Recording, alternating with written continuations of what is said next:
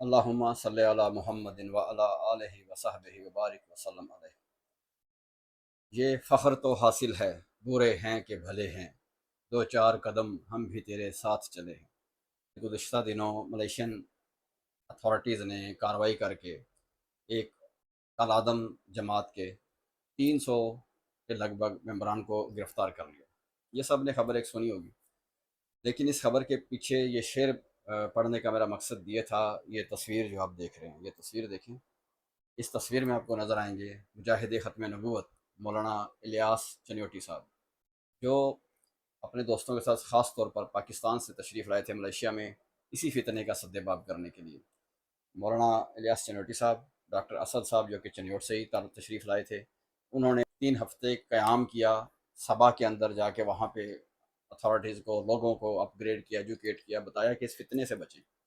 آج اللہ تعالیٰ نے اس ان کی اس محنت کا ثمر ہمیں سب کو دکھایا۔ جیسا کہ میں نے شعر میں شروع میں عرض کیا کہ یہ فخر تو حاصل ہے، برے ہیں کہ بھلے ہیں، دو چار قدم ہم بھی تیرے ساتھ چلے ہیں۔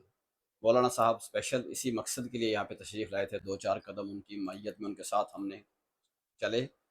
ہماری یہاں پہ ٹیم جو ہے Pakistan press club Malaysia chapter اور Pakistan federal union of journalist Malaysia chapter, ہماری پوری ٹیم نے مولانا صاحب کے ساتھ قدم بقدم اس کار خیر میں حصہ لیا۔